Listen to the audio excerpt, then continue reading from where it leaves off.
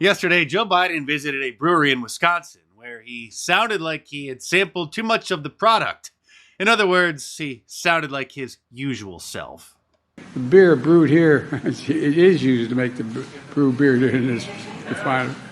Oh, Earth Rider, thanks for the Great Lakes. I wonder what it's called. And afterwards, Senator Amy Klobuchar posted this photo on Twitter showing old Joe hanging out with some of the workers. Now, she's a senator from Minnesota, but he was in Superior, Wisconsin, which is right on the border between Wisconsin and Minnesota, so she decided to come on over. But she posted this photo, and just take a close look at it for a moment and tell me what's wrong. Let me zoom in here for a moment in case you haven't noticed, if you're on a mobile device and your screen is particularly small, but Blue Collar Joe is wearing his hard hat backwards. And when I first saw this photo circulating last night, I thought, that's a hilarious meme. But then after reading some of the comments, I thought, wow, a lot of these people just don't get that it's a meme. And then it became clear to me that it wasn't a meme. It's not photoshopped. The photo was originally posted, like I said, from Senator Amy Klobuchar.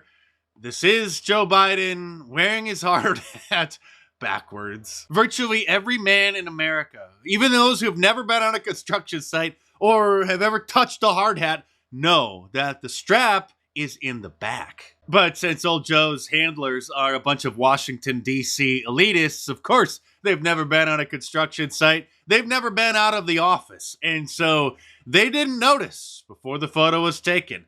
And so Senator Klobuchar posted it for our enjoyment. Someone who does know how to wear a hard hat properly, however, is Donald Trump, who has been wearing them on construction sites for almost 50 years now.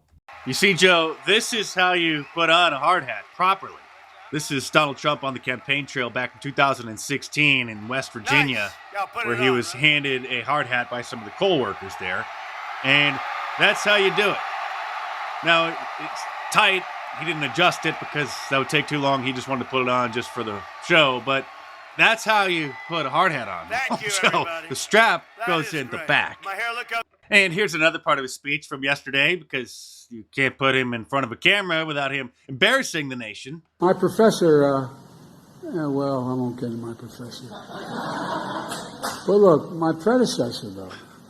Obviously, his speech was supposed to reference his predecessor, but like those with dementia, he has a hard time understanding words, and so it just turned into the Biden Comedy Hour. Well, look, my predecessor, though.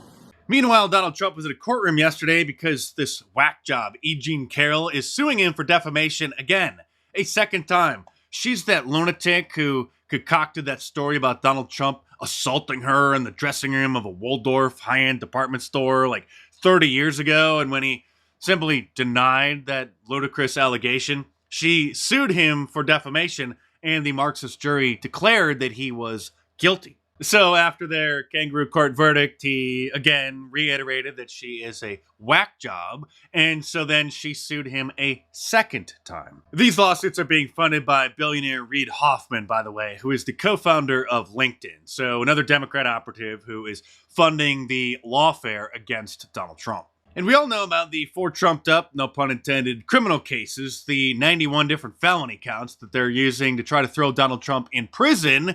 But here's Cala Harris saying that he's the one who would abuse and weaponize the Justice Department if he were president.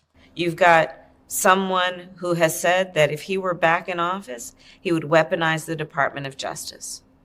Someone who has openly applauded insurrectionists as patriots. Someone who has said that they will go after their political enemies and applauds dictators, indicating that he would be one. So let's be really clear about who actually is weaponizing the justice system. It's the Biden administration who's trying to throw Donald Trump in prison for the rest of his life and has thrown countless patriotic Americans in prison for over a decade. Joe Biggs for 17 years for the crime of shaking a fence. There is some good news this week, however, and we need it because buckle up, folks. The rest of this year is going to get very tense. But the news industry, according to CNN, is off to a brutal 2024 start as mass layoffs devastate publishers, raising questions about the future of journalism. Tell us more about this fantastic news. Taylor Lorenz of the Washington Post, the psycho who doxed a woman and runs Lueb's TikTok Twitter account and showed up to her house completely unannounced, just wanting to talk to her. The entire journalism industry is basically in a free fall. Today, the Los Angeles Times laid off 115 employees. They wiped out their entire DC bureau in an election year. They laid off pretty much all of their sports teams. They killed their entire tech and business section. They laid off breaking news writers, social media editors. The list goes on. Oh, that's too bad. And here is one of perhaps the only few remaining employees who posted a picture of the LA Times newsroom today asking what's missing. Well, I would say the trash. The prestigious Los Angeles Times that literally blames white people for the smog in Los Angeles. White drivers are polluting the air breathed by LA's people of color, they say. Here's another banger. Remember when Larry Elder was running for governor of California a couple years ago? And they literally called him the black face of white supremacy? You've been warned, they say. I know these seem like memes, but these are real articles. But please, tell us more, Taylor Lorenz. We really want to start the weekend off on a good note. But what's really dark is this is just the latest in months and months and months of layoffs in the media industry. In fact, tens of thousands of journalists have been laid off in the past year. Major media companies like BuzzFeed News have completely shuttered their news operations. Oh no, BuzzFeed News shut down. They're the ones who first published the fake news about Donald Trump and the golden showers with the ladies of the night in the Russian hotel. A story that was such garbage that it had been circulating around and was being pitched to newsrooms for weeks, but nobody would publish it because they knew that it was garbage. So BuzzFeed, being a garbage news site, of course, took it and ran with it. And then it started trending on Twitter, and then that provided the cover for all of the brand name news outlets to then start reporting on it and repeating it like the mockingbirds that they are. Time Magazine also just laid off a ton of people, and Sports Illustrated basically shut down last week. Pretty much the entire digital media ecosystem that myself and a lot of other millennial journalists came up in has been completely hollowed out. This is fantastic news, but please tell us when you get fired so we can really celebrate. It's horrifying.